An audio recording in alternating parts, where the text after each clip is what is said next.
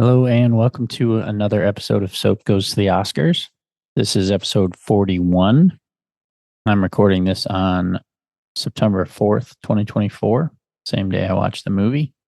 And this one was called Flirtation Walk. Still in the 7th Academy Awards, which was from 1934, or 1934 movies, I should say. And this is the fifth one of these I've watched out of 12 or 11 that are available anyway. So I'll get into some Wikipedia here and then my thoughts on the movie. So this one is, as I said, it's called Flirtation Walk. It's a 1934 American romantic musical film, as described in Wikipedia. Written by Delmer Davies and Lou Edelman, and directed by Frank Berzaghi. Focuses on a soldier who falls in love with the general's daughter during the general's brief stop in Hawaii, but is bereft when she leaves with her father for the Philippines, where their relationship can blossom. They are reunited several years later when the soldier is about to graduate from West Point and the general becomes the academy's commandant. The film's title refers to a path near Trophy Point named Flirtation Walk, where cadets often take dance dates for some time alone. Produced by Robert Lord, starring Dick Powell, Ruby Keeler, Pat O'Brien. Cinematography by Sol Polito and George Barnes. Edited by William Holmes. Produced by Warner Brothers. And it was released on December 1st, 1934. This says runtime 85, 95, 97, or 100 minutes. 97 was what I saw on IMDb. And I got this one on DVD from eBay. And I'm not sure what the actual runtime was. It may have been 100. It was a little, it ended up being a little longer than I expected. So not sure, but around 97 minutes, I think. Production, the review of the film in New York Times reported that many scenes were actually shot at West Point. The Hollywood Reporter reported that Bobby Connolly began to film the Hawaiian number on July 3rd, 1935, and was scheduled to finish on July 10th. The set was the largest one ever built at Warner Brothers. Following completion of that number, Connolly started the military wedding number using over 400 dancers. The success of the film led Warner Brothers to combine Powell, Keeler, Alexander, and Arledge again with Berzaghi and Davies under similar circumstances of plot and character to make Shipmates Forever, a film about the United States Naval Academy the following year. So just a couple of offshoots from this. Pat O'Brien was also in Here Comes the Navy, which is part of this Academy Awards ceremony as well, was with James Cagney. And he was also the lead in The Front Page from like 1931, which was one that I liked a lot, about a newspaper. And Frank Berzaghi, if I'm saying his name right, I apologize if not, directed several Best Picture nominees and some winners, I think. So Seventh Heaven was one of the first ceremony years, the three movies that were nominated. Bad Girl was another one he directed that was nominated. Farewell to Arms. Bad Girl was 1931, Farewell to Arms 1932, then Flirtation Walk 1934. And I think Smiling Through was 1941. I believe that one was also nominated. I'm not sure after that, but that's like 5 movies in 15 years that he had that were nominated for Best Picture and I believe Best Director as well. So another person, though, there was another actor in it named Ross Alexander, played kind of a side character at West Point.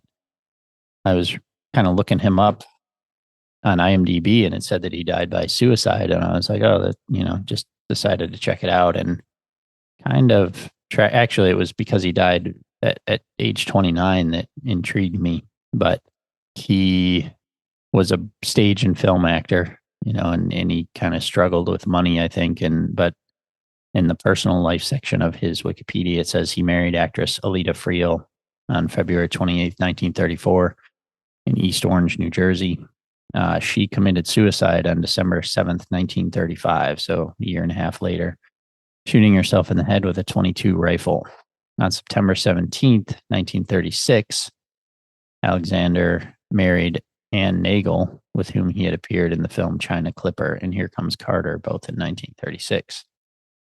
Under his death on Wikipedia, it says Alexander always had problems with money. According to a studio biography, he ruefully says that he doesn't know how to save money and guesses that he'll have to get a business manager. And the only thing he collects is not first editions or etchings, but debts. By the end of 1936, despite his movie employment, he was deeply in debt. On January 2nd, 1937, 3 months after marrying Nagel, with his professional and personal life in disarray, Alexander shot himself in the head with a .22 pistol in the barn behind his home, buried in lot 292 of the Sunrise Slope section of Forest Lawn Cemetery in Glendale, California. That was kind of sad. Like just a bit of a tragic story there.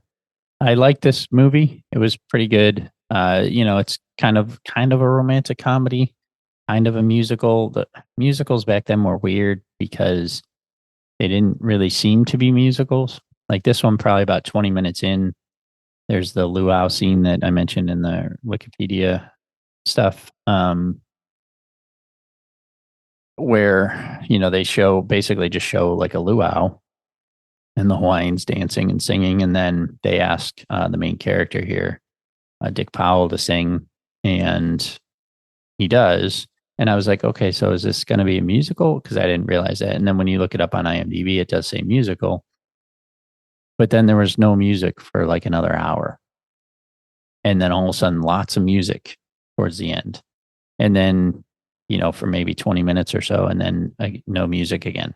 And these movies always kind of end abruptly, which is kind of weird too. But yeah, overall, it was good. It was funny. Like the main character is good, Dick Powell, and Pat O'Brien's good. He wasn't in it a whole lot. He was in kind of the beginning and then a little bit at the end.